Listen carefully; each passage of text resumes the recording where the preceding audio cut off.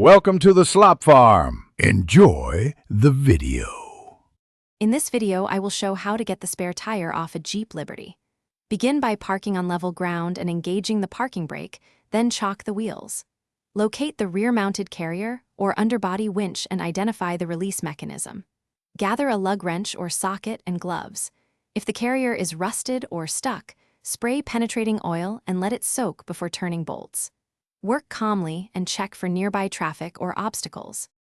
Start by opening the hatch and supporting the tire with one hand or a jack. Use the correct socket to break the center retaining bolt loose, turning counterclockwise while holding the tire steady. Lower the carrier slowly once the bolt is free, watching for springs or clips that may release suddenly. If the assembly is stiff, apply penetrating oil and wait 5 to 10 minutes before retrying to reduce damage and effort.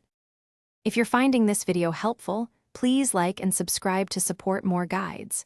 Quick recommendation: life's too short for cheap socks. Go darn tough with a lifetime warranty for tough, comfy wear while you wrench on your Jeep.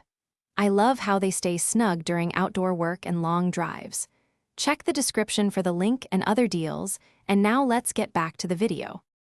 Locate the underbody winch access panel and remove any cover to reach the winch bolt. Insert the crank or release tool and turn as instructed, allowing the cable to lower the spare slowly until you can secure it. Always hold the tire as it descends, because sudden drops can cause injury or damage. Once on the ground, detach the cable from the rim and set the spare aside before driving the vehicle or stowing tools. Thanks for watching. Consider subscribing if we helped you today.